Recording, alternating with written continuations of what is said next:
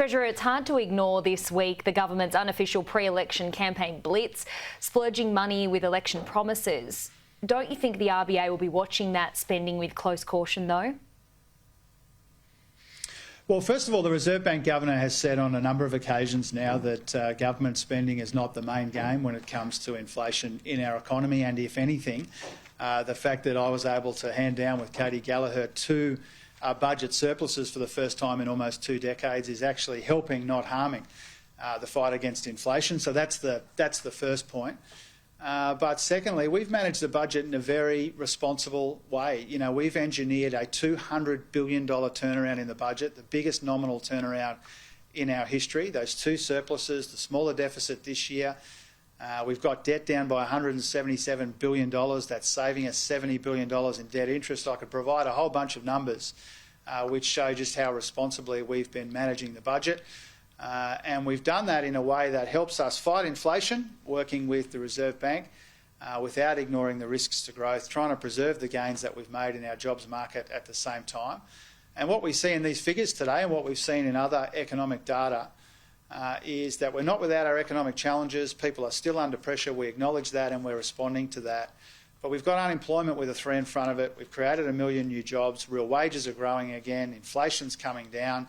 The economy's kept ticking over and growing, even as some of the countries with which we compare ourselves have gone backwards and some of them into recession, and we've avoided that.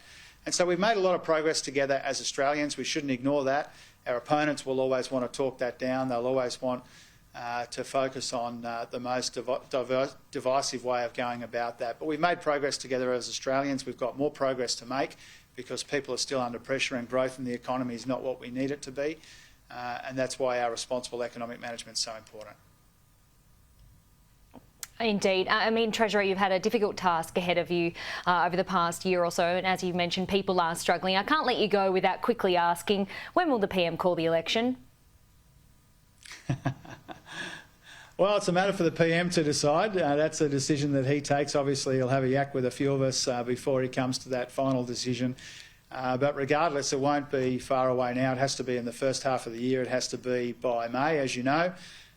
So when the time comes, he'll call the election. And when he does, Australians will have a really important choice to make between a Labor government under his leadership, which is helping with the cost of living and building Australia's future, versus Peter Dutton and the Coalition, who are a risk to household budgets and they take our country backwards. So whenever the election is, that is the choice that people will confront. And I'm looking forward to getting as much done as we can between now and the PM calling the election, and then I'm looking forward to going right around the country and making the case for a second term for this government so that we can continue to provide that responsible economic management, continue to respond to these cost of living pressures that people are under and continue to build a great future for our country. Okay, Treasurer Jim Chalmers, you're a busy man. Thank you for your time today. Really appreciate it. Appreciate it, Holly. All the best.